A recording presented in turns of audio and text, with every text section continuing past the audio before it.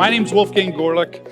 I am today an advisory CISO with Cisco Secure. So a lot of the examples I'll be giving today are of those types of products.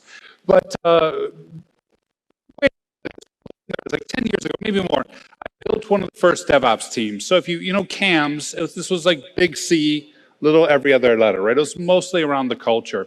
And I had a tremendous amount of time and fun getting that stood up. And then after that, I did some consulting with other teams to make DevOps secure. So what was fun about that was we would think about security. We would it in and we'd go, yeah, you know, DevOps is baking on the stuff and they're building on the stuff and it's wonderful. We will help them. We will make it secure. We'll protect our users. We'll protect developers. And years ago at DevOps Day in the United States, I presented 0 to 90 in terms of DevSecOps. What does the first 90 days look like? I felt good about this. We had the answer. We knew what to do. Then I was talking to a good friend of mine. He's a product does this, and he looks at me and goes, shift left, huh? I'm like, yes, we will shift left. He goes, that's good, that's good. So you security guys are going to get in our way earlier then, right? Like, okay, that's not good. That's not good. We need to rethink this. And I started thinking about a different way to encourage and create security, right? Because we think a lot about the experience of the end user of our app. That's good. We want them to have a great experience. We want them to sign up. We want them to use features. We want them to tell friends. We want them to be empowered. We think a lot about the user experience. Not necessarily about the security of that experience, but about the user experience. We think sort of about the developer experience. I mean, DevOpsDays is about the developer experience. And again, like the earlier speaker, I'm talking about all the personas within creating products. And we sort of sometimes think about the adversary. We want to stop the criminal.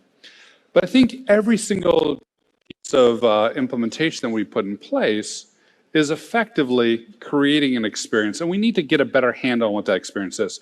So to do that, I came up with a model. I'm going to share it here. This is the background of this talk.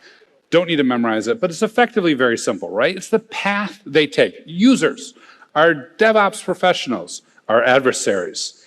And it's the choices that they're making along that path. And there's lots of different properties. We can, think about the steps and the familiarity. We can think about friction. We can talk about the choices, cognitive load, and so on. The whole idea is we want users to be successful. Great. We want our developers to be putting out code and putting out product. Great. We want to use this exact same model opposite to stop the adversary so that when they try to attack and follow their path, they get intercepted. So what all this gets to, and the point of this talk today, is a couple different things. We want to look at the affordances, which is ways that we can encourage people to follow this path. How are we going to get them to start and keep on that path and keep with us? We want to look at some of the nudges. What happens when they start walking off the path? How can we push them back on gently and make sure that our users are doing what it takes to secure their environment, our DevOps people are doing what it takes so that they can create secure code, and so on. And how can we avoid sludge? And sludge, I'll get to in a minute, but it's effectively the opposite of nudge. So affordances go all the way back to James Gibson, who says, affordances is what the environment offers the individual. When we're standing there and something about the app compels us to do something, something about our CI/CD pipeline compels us to do something, that's an affordance. Nudges were coined by Richard Thaler, and he pointed out that it's an alternate to rules and mandates. Incredibly important, and this is why I think nudges are so important for security. An alternate to rules and mandates. Why was DevOps so successful and continues to be successful? Well, really early days, so successful, 10 years, right? Where there's all this building and all this excitement. I would argue it was because we were all hiding from the security people, right? If we weren't having a lot of rules and mandates, we could experiment, we could go fast, we could try things. So now that we want to recognize the value in an organization and protect that DevOps environment, what do you mean we're going to put in place a whole bunch of rules and mandates? We need a different idea. This is where nudge comes in.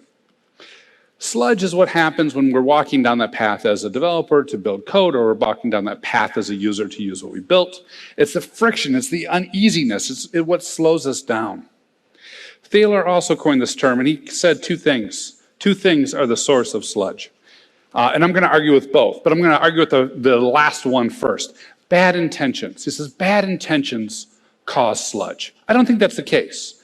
I've never met someone who's a DevOps professional who didn't have the best of intentions with what they're building, even if that system had exploits, it had errors, and even if the S3 buckets were somehow turned public, they always had the best of intentions.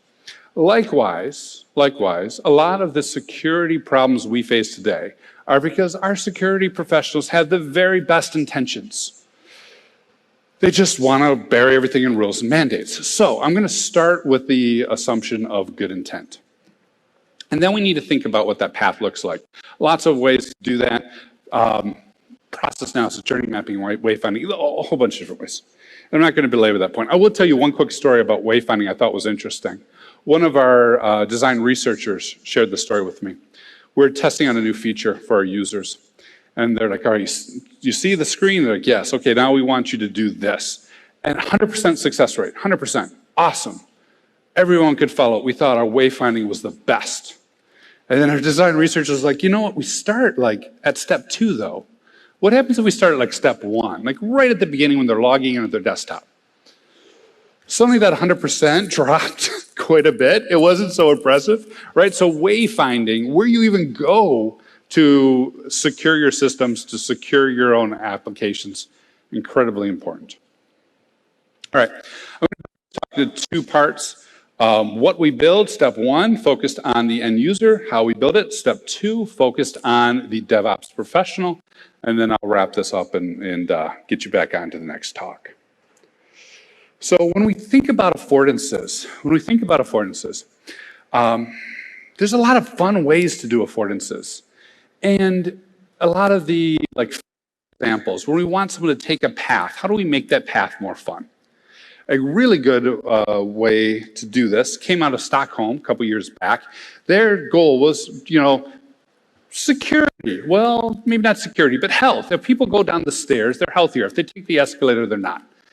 Okay, so how do we get people down the stairs? Well, maybe we make the stairs more exciting. Maybe we make the stairs an interactive piano. Suddenly people are walking down and making music, dancing down and having fun. If we can make the users dance, from a security perspective, from a health and safety perspective, I would argue good things happen. Which Epic Games found when they enabled 2FA, right? They wanted to reduce account takeover, they wanted to reduce fraud. How did they get people to do it? Well, they went ahead and gave everyone this dancing mode. So when you turned on second factor authentication, protected yourself, you're in a really good spot. Quick content warning, by the way, because I do spend a lot of time on authentication authorization. Most of my examples are going to be, we want the user to protect their account. We want the user to only have the right amount of privileges. Obviously, in your own design of applications, whatever security features you want your end users to adopt, that's where you want to have the dancing. Okay, there's several types of affordances. This came from Hartson, and I want to point out a couple of different ones. One is emotional affordances. What is the emotionality of our end users when they're using something? When I was interviewing to join Cisco, I was interviewing with Duo. I had a conversation with the then VP of products, and he told me this story, because I was talking about exactly this problem. So we make security too hard, this and the other. He goes, you know what's interesting about that? So we want people to patch their devices. So I think that makes sense. Unpatched vulnerabilities, that will sync you every single time. He goes, yeah, so we show people a frowny face. Okay. He goes, yeah, but we had to go through several different frowny faces to get the right one. Because some of them you think, oh, what is this phone judging me for? And others you're like, oh, he just looks a little bit unhappy. I don't really think I need a patch. So this idea of emotional affordance became really important in how we patched our apps. I see this other ways, back to the whole exercise thing. My exercise app has a great emotional affordance. Every time I hit a new personal record, it gives me a high five. I don't know why. I feel really good about that. I'm like, I know you're tricking me, but I'm going to lift more weights. I want the high five. There's also this interesting tension between physical affordances and cognitive affordances. So cognitive affordances are easy on the new user. Physical affordances are easy on the power user. Cognitive affordances, we think apps will work this way. We think settings will be here. We think settings will look like this. We think the labels will be as such. Cognitive affordances, when I go to use your app, if I know how apps works, I can figure it out. Great for new users. Physical affordances, muscle memory. I do this really quickly. I built up a script. I've automated this. My thumb goes in the right space every single time when I need to click OK or click accept. We ran into this recently with Duo when we moved the buttons. Historically, the button was on the left. You click OK, you get in, everything's great. We moved it to the right. Why? Because if you answer your phone or do most OK buttons, it's on the right. And then all of a sudden, all the power users are on Twitter going, wait a minute, I keep clicking deny because I'm so used to it. It's a really good example of building up those physical muscle memories, but also making it possible for a new user to get in and make a secure decision. From a nudges perspective, what we effectively want to do is create situations where users can do the right thing without interfering. I would argue Google's really good at this. Like, I love that nudge where I'm like, oh, by the way, DevOps Day Tel Aviv, attached to my slides. And Google goes, did you really attach it though? Did you? Are you sure? And I'm like, oh man, no, it didn't. Also, Google's very good within Chrome. If you need to re-log in, you'll see something like this. If you need to update, you'll see something similar. It doesn't get in the way, right? Unlike a lot of security controls, it doesn't gate. It doesn't prevent the user from doing what they want to do. It simply gives a little nudge. Hey, finish Googling, finish searching, finish thinking about what you're thinking about. When you're done, by the way, please update, please log in. There's other ways to display this path. BOA, Bank of America, has this great one they just announced, which shows you step by step by step how strong you are along that path and how well configured your security is. Sludge is everywhere. I did a project with retail, so I looked at a whole bunch of e-commerce sites, and multi-factor was ungodly horrible. I was trying to configure it consistently. Oftentimes it wasn't there, or it was SMS only, or it didn't support passwordless, right? It was very, very random where it was at and how I could configure it and how I could keep it working. So you see Sludge and security controls like that. You see Sludge and single sign-on. Our organizations want people to work right away. When they leave, we want to remove their access, so we're going to use single sign-on. But if you go to a website like sso.tax, T-A-X, you can see all the sites that struggle with this. Also, our settings for privacy and everything are all over the place, which creates a great deal of sludge for the end user who's trying to get through things. I'm going to see where I'm at time to determine if I want to tell you this story. All right, I'm going to tell you this story really quick. So how do we use this? What we want to do is we want to get out of the path of the users in terms of whatever they're trying to do, in this case, setting up and getting into the applications. We also want to get in the way of the adversaries. That's what good security does when it balances things out. And it's important to remember, right? Because if we think about it, and I know this is kind of like 101 and fundamental, but the features we give our users are always the exploits we're giving our attackers. So if we allow our users to sign up en masse, adversaries are going to create a whole bunch of fake accounts. If we allow our users to use telephones for a single sign-on, adversaries are going to leverage that to do account fraud, which was exactly what was happening, and a lot in the past couple years. And so we started asking some questions, right? What is the path the criminal is taking, and how does this compare to the user? In this case, it was the criminal registers with a site that will allow you to do multi-factor by phone. They do it with a stolen credit card. They have that phone when you authenticate, call a 900 number or a toll number. The telco takes that toll and gives a kickback to the scammer. Scammer profits. All right, so that's the path, but what are some of those choices look like? Well, they're making some choices like they're not going to do this manually. They're going to use a headless browser, and it's going to be scripted and automated and done en masse. What are some choices they're not making? Well, they're probably not going to hide their IP address, so we can have some indication of where they're coming from. They're probably not going to use too many different phone numbers because they're going to have a relationship with that telco in order to get that money back. So when we balance this out, we can think about the path that users are taking and not put controls there, right? What's not on the user's path? Well, suspicious accounts, stolen credit cards, certain telephone numbers, those sort of things, headless browsers. We can all look for those and block those without ever impacting the user's ability to sign up. And only get on the user path with things like limiting the number of calls and perhaps doing geofencing. only get on the user path when it actually has significant reduction in fraud. So we can have a really good balancing act there where we don't impact signups, but we still reduce the criminal activity. Because fundamentally, right, good security is applied along the path that the users and adversaries are making on the adversary path. All right, let's talk a little bit about how we build. I think I got, about 10 minutes left. So fundamentally, the idea here is we're going to apply UX to securing DevOps. And when we think about the paths that developers take, this one's pretty easy. We know the paths developers take. We know the DevOps pipeline. We're all running it. It's all pretty straightforward. And we know what happens when we get in the way of the DevOps professional. They go through our controls. They make their own path. Likewise, we know the path the adversaries take. And we have a pretty good handle with so many different compromises of source code and application download sites and supply chain attacks and everything else. We have a really good idea of what happens if the adversary is successful on their path. So we need to get out of the way of the developers, obviously, and get in the way of the adversaries. We can use this same concept that we're using for users in the developer space.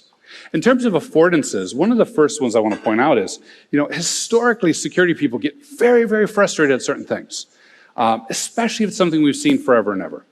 But if you view it through the lens of design, it becomes more clear why people are doing what they do.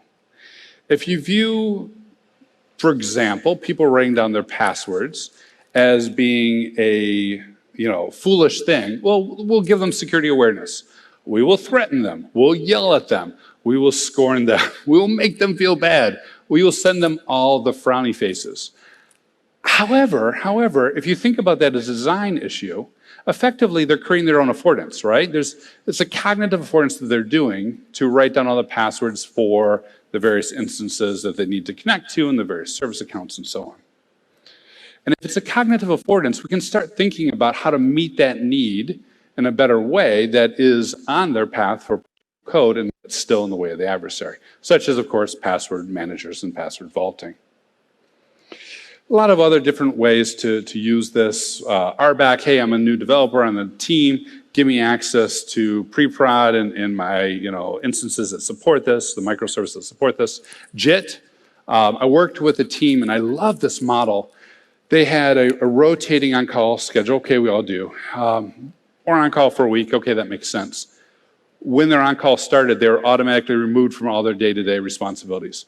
Could no longer get to any of their day-to-day pre-prod environments. They had everything they needed to get to prod and prod only. And once they're done being on call, all that access was removed.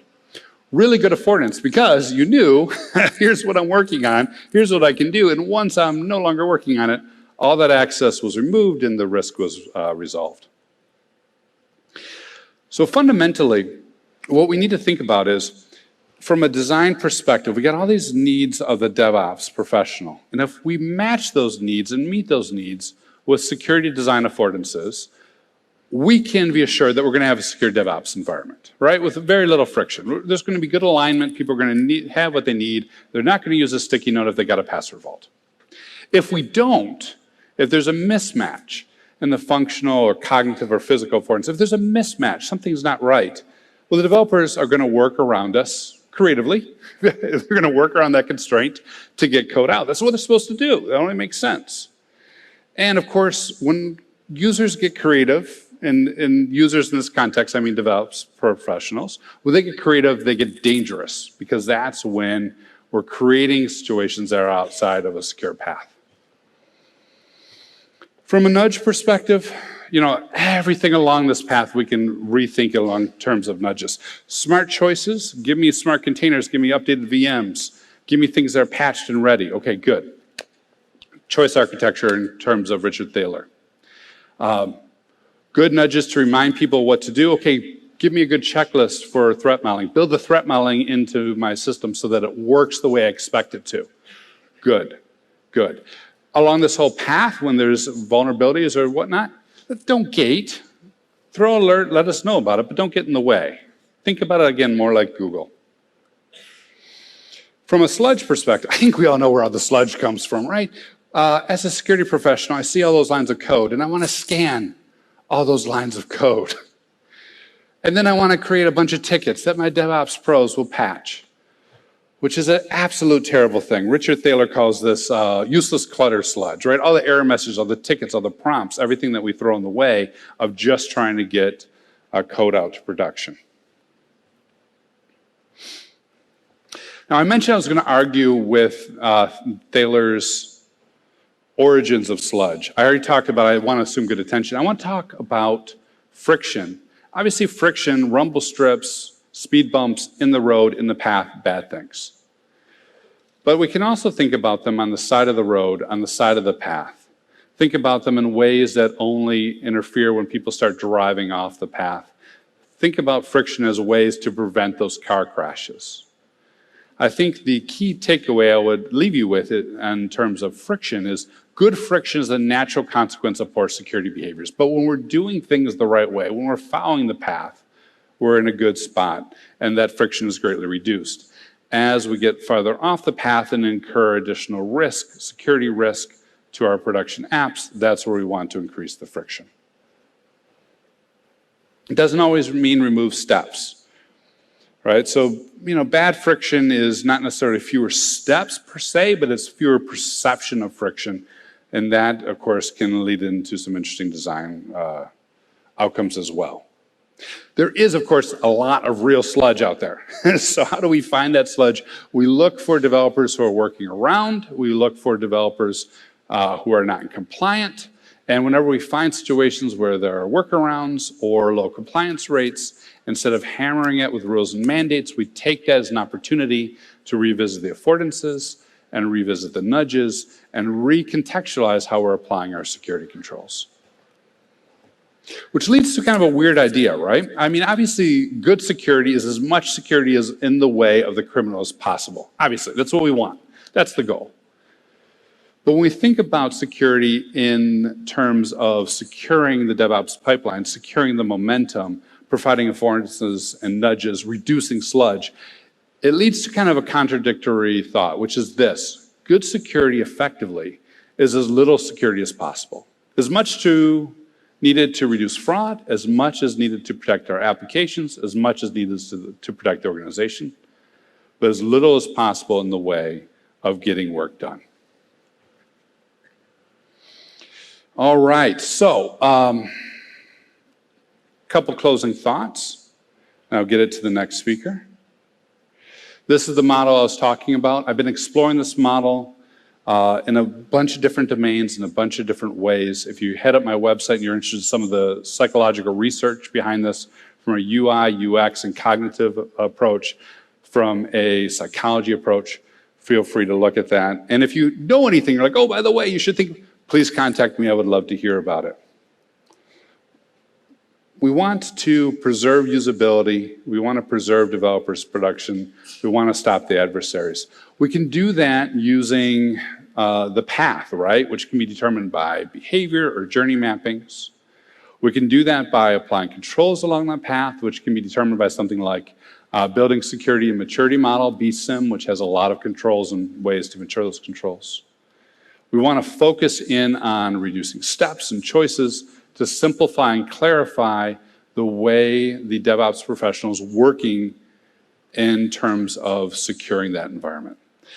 On the opposite side, from an adversary perspective, from a criminal perspective, we can threat model or attack path out what they're going to do. I used the example earlier of telephone fraud as compared to user signups.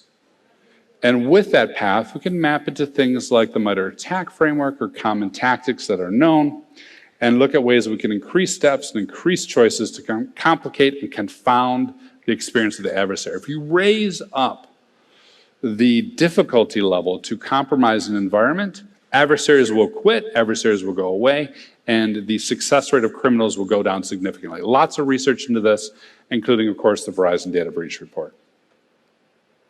So I'll give you one final example, because it sounds good, right? Make the path easy. When you're off the path, add friction, everything will be fine.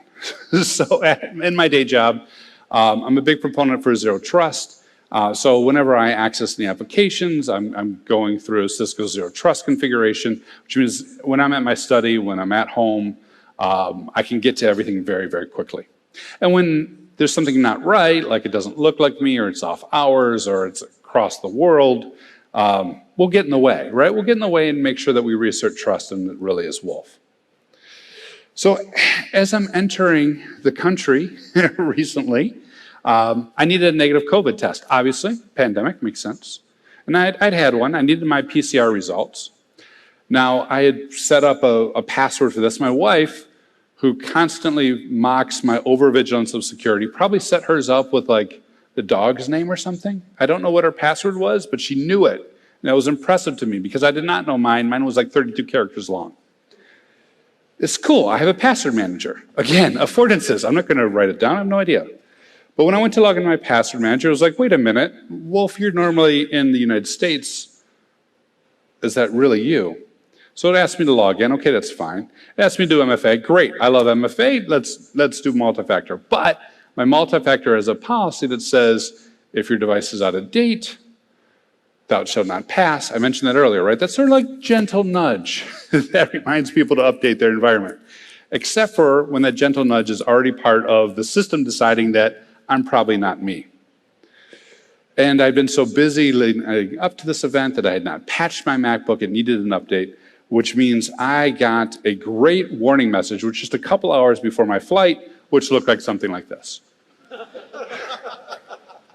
So I'm ready to get on my plane, and it's telling me you have about 1 day to prove to Israel that you don't have COVID.